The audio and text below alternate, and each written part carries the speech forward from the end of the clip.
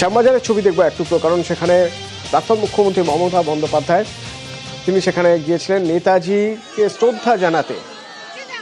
শ্যামবাজারে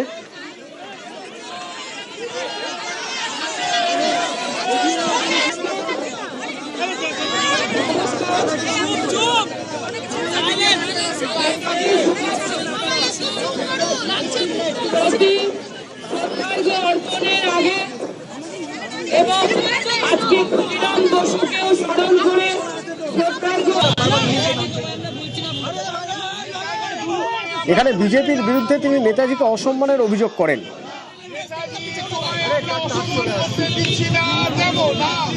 এবং প্রয়াণ দিবসে ক্ষুদিরামকেও শ্রদ্ধার্ঘ মমতা।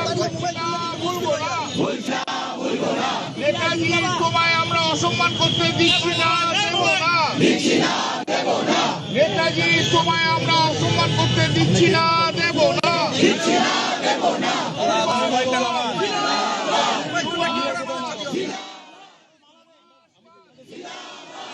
कि सुभाष चंद्र बोस हमारा देश के सबसे बड़ा नेता है। गांधीवाद, सुभाषवाद, जिंदाबाद जिंदाबाद। हम देश नायक जो नेताजी सुभाष चंद्र बोस को हम देश नायक कहते हैं। और बीजेपी का लोग जो अभी सुभाष चंद्र बोस का नाम पे बहुत गाली दे रहा है, असम्मान कर रहा है, हम इसको पसंद नहीं करते हैं, हम इसको धिक्कार जानते हैं।